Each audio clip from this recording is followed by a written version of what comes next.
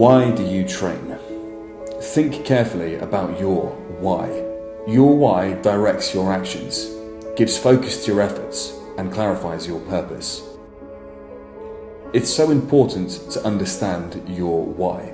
It's so powerful as a motivational tool, more instrumental as a precursor to effort, discipline, and the subsequent progression than anything else in your arsenal. The fitness game we play.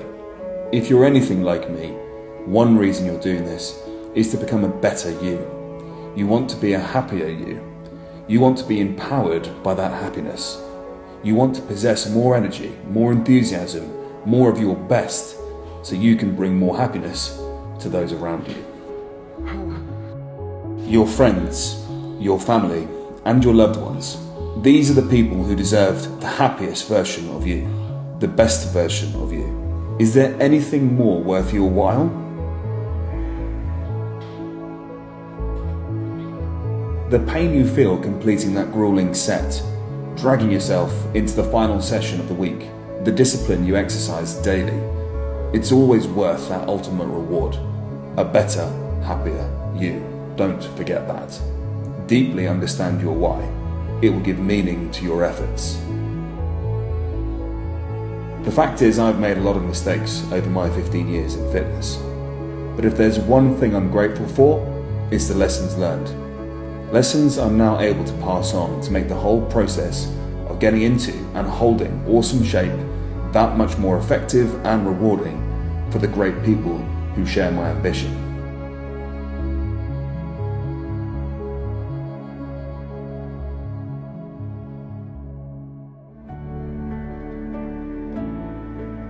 As a trainer, fortified by both evidence-based practice and years of experience, my job is to optimize nutrition, training, and mental approach so you attain the outcome you desire, in a manner which is rewarding, stress-free, and in a way which enriches your life. It comes down to balance. Life is full of trade-offs. I don't care if it's a fitness goal, a business goal, or something else. There's always going to be a trade-off. More extreme goals impose more extreme costs. Am I suggesting to not set yourself ambitious or great targets? Absolutely not. I'm saying recognize the costs involved so you can mitigate against them. This is where I, as your coach, serve to provide the means to reduce, if not eliminate, those costs. After all, we're all doing this to live more enriched lives. Take it from me. As a training lifestyle patriot, whatever your craft, whatever your day-to-day grind, you've got to remind yourself to take time out to live. It's about living a training lifestyle, not a training life. When it comes to ensuring sustainability, I'm a huge proponent of making enjoyment a key marker when designing a protocol. The fact remains, the degree of satisfaction you gain from the process is critical towards attaining the outcome you pursue. It's got to be interesting. It's got to be engaging. If you want to be consistent enough to see real results, it's got to be fun.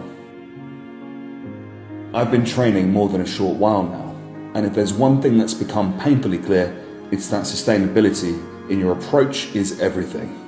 If it hurts, don't do it. If it's boring you to death, find a more rewarding approach. If it's too bland, make it tasty. If it's costing you your job, relationships, or health, tone it down. The way I see it, sustainability is the precursor to consistency, and consistency is everything. You are the product of what you do on average, a fact which transcends across all things we do. The way you eat, the way you move, the way you feed your mind, whatever it may be today, as you stand here right now, you are the net product of each and every one of your decisions and actions up to this point. It's a hugely encouraging affirmation to recognize, one which suggests you have total control of what you become, simply by being attentive to your habits. Change your habits and you'll shift the balance, changing the reality. Oprah Winfrey said, "The greatest discovery of all time is that a person can change their future by merely changing their attitude." And it's true. Your attitude determines your view of the world. Your view of the world determines your sense of value. Your sense of value, when combined with positive views of the world, enables you to identify opportunity and have the willingness to seize it. Seize opportunity and your circumstances can change quickly, very quickly. Have faith in yourself. Have faith in what you're capable of. Visualize your goal. In detail, picture what it looks like, how it feels, and what you'll be capable of through attainment of that goal. Make sure that picture reflects what you want, not what your pals, social media, or other societal influences force down your throat. It must legitimately and honestly, sincerely reflect what you want and only what you want. Visualization is the first step in the process of manifesting the reality you desire across all domains, not just fitness.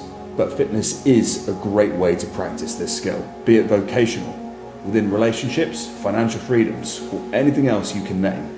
You've got to see it clearly first before you can create it. So start believing and conducting yourself like you already have that promotion, that 4-plate bench press, or that extra 10 kg of solid muscle.